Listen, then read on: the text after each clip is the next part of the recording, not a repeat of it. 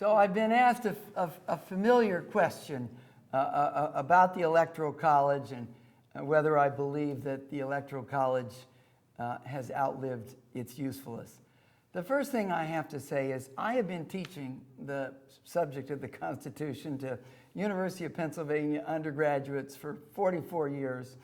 And every time I try to explain to them the way the Electoral College works, and these are very bright students, and if I were to give them a quiz before the fact, they'd all flunk it, because our constitutional provisions for the Electoral College in the Constitution are so complicated that everyone's eyes glaze over.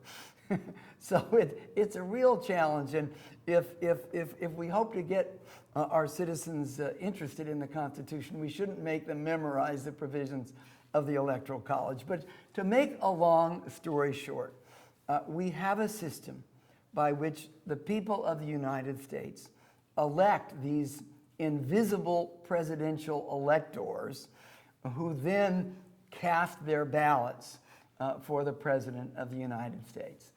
And in most states, all but 2 states, we have a winner-take-all system in which even if a candidate wins the popular vote by 1 vote, the candidate gets all the electoral votes from that state. And of course, that process has produced some rather peculiar outcomes, the most recent being the election of George W. Bush in 2000. Not only were there conflicts over actually who won the vote in the state of Florida, but even counting the votes in George W. Bush's favor in the state of Florida, the fact was that his opponent, Al Gore, received more votes, more popular votes than he did. And that struck a good many Americans as wrong, as undemocratic, that somehow that was a violation of the people's will. And that really, once again, caused Americans to ask the question, has the Electoral College outlived its usefulness? I do want to say that the reason the founders hit upon the Electoral College was not because they thought the people of America were too stupid to make an intelligent choice. They felt that the people of America were too ignorant. How could the people of Georgia know the merits of a candidate in New York and vice versa in an age where they didn't have mass circulation newspapers or radio or television, not to mention Twitter, YouTube, and all the rest?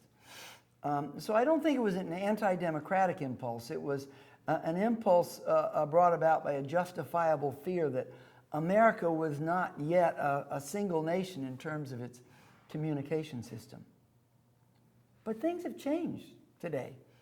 We now do have an instant communication system. Why shouldn't we scrap this system?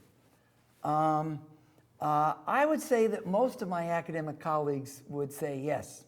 Let's scrap it. It's going to be tough to get that done. First of all, those states with small populations have a slight advantage in the apportioning of electoral votes because they get to count, in addition to their members of the House of Representatives, all 2 of their United States senators. So it would be a difficult constitutional amendment to pass. But I have another concern. I guess this is the conservative side of Professor Beeman. I fear the law of unintended consequences.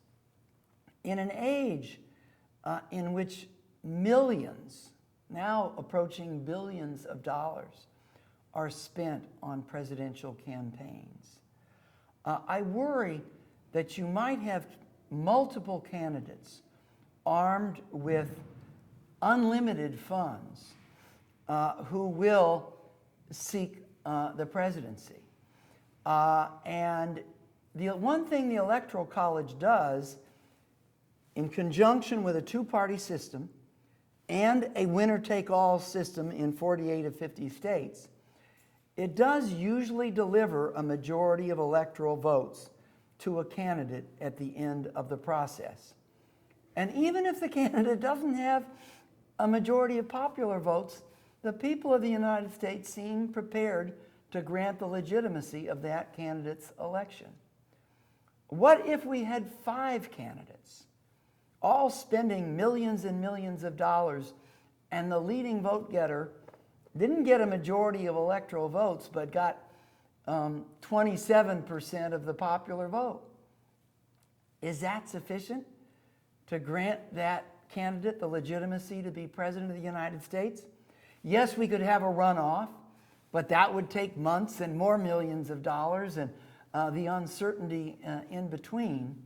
So I do see some barriers to a truly democratic method by which the people directly elect their president.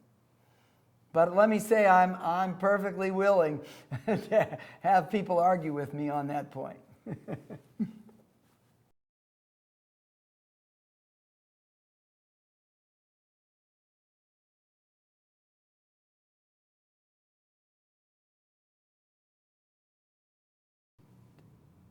A democratic political system, a free democratic political system with guarantees of free speech and freedom of the press, is inherently contentious, tumultuous, with lots of dissonance, with lots of background noise, with occasionally candidates and ordinary citizens saying irrelevant or nasty or simply stupid things. Again, though, Jefferson said, truth is the enemy of error, so what we need is more free speech, not less. But democracy by itself doesn't do the trick. The framers of the Constitution understood that they were creating a democratic republic, a republic with a division of power between the states and the national government, checks and balances among the various branches of government, and crucially, after the Constitution was drafted, the addition of those first 10 amendments, which guaranteed fundamental liberties that democratic majorities could not infringe. So as contentious, as noisy, as tumultuous as democracy is, if it is accompanied by a system of government which places primacy on the rule of law, that ultimately, after the election is over, you don't have to shut up, but you do have to, obey and accept the majority's rule. So those two things go hand in hand. Certainly, running a corporation is much neater and easier than running a country, running a dictatorship. Jose Mubarak had a lot easier time running the nation of Egypt than his successor is going to have, I guarantee it. But that doesn't mean it's the way to run a government.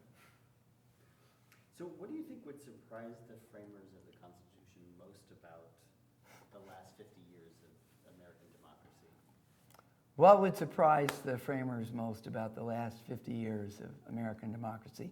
Boy, I'll tell you, put these folks in a time machine and drop them down here and anywhere in the United States, and they just faint dead away. They would, in so many ways, find the United States of America, the nation that they helped to create, so unrecognizable. They would be astonished by America's power and influence in the global world. They were more concerned about protecting virtuous Americans from the corruptions of Europe than from expanding Americans' influence abroad. So the necessities of our economic and military power have, if you will, forced a role on the United States that the framers would have found very surprising. Frankly, they would have been, and Tea Party folks, if you're listening to me, here's music to your ears, they would be astonished by the growth in the size and power of the federal government in the domestic sphere. And the founders, had they looked at it closely, Some, I think, would have understood it and approved it. If they'd studied the issues, they would have said, well, my goodness, the United States now operates in a global economy. The economy and trade and travel cross state lines, national boundaries. You need a different kind of government to govern a society and economy that is this complex. And perhaps, indeed, we who lived in the 18th century, whose idea of healthcare, advanced healthcare, was bleeding a patient if he caught the flu, running the risk that he might die, maybe healthcare is a fundamental American right, and so maybe it is the role of the government to be involved in issues like the funding and provision of healthcare. Others of the founders might have disagreed, but they all would have been surprised by just how complicated our society is. But here's what they would have been most surprised about and most pleased about. I don't think there was a single one of them who had much hope that this union that they had created would last beyond 100 years. They knew that the American nation was going to expand beyond those 13 colonies. They knew that it was going to expand beyond the Mississippi River. I'm not sure they could have imagined Los Angeles or San Francisco today, but they knew that the United States 100 years hence was going to be bigger, more diverse, probably more complicated, more contentious. And I think they would have been amazed that the document they drafted, just those 4 pages, had still endured and was still working. Amazed and pleased. So, what relationship do you? Actually, sorry.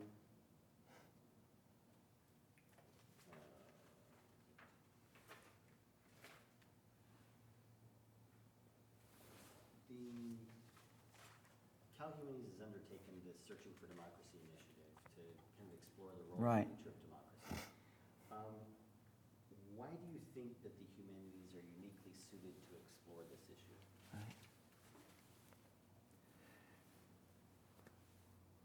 I'm going to get myself together here. As much time as you need. The humanities, like democracy itself, are so expansive, so varied. They nurture creativity. They nurture diversity. They nurture contention. I mean, my goodness, the humanities, there's high art and there's performance art. There's classical music and there's hip hop. There's the kinds of history books that I write, and there's lyrical poetry and everything in between. It does seem to me that the very diversity, the very vitality and creativity of the humanities is almost a metaphor for the way we want our democracy to function. I may have gotten slightly into gibberish there, but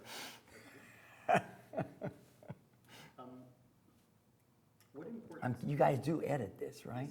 What importance do you personally place on the humanities, and why do you think they matter?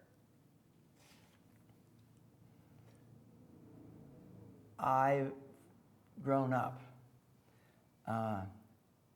as someone who read not just history, but fiction, poetry, the full range of nonfiction, from the time I could read. Back when I could stay up later at night, probably 3 or 4 or 5 books a week. The humanities opens up worlds which I could not otherwise experience myself. They have opened up my world all of my life, and they continue to do so. They inspire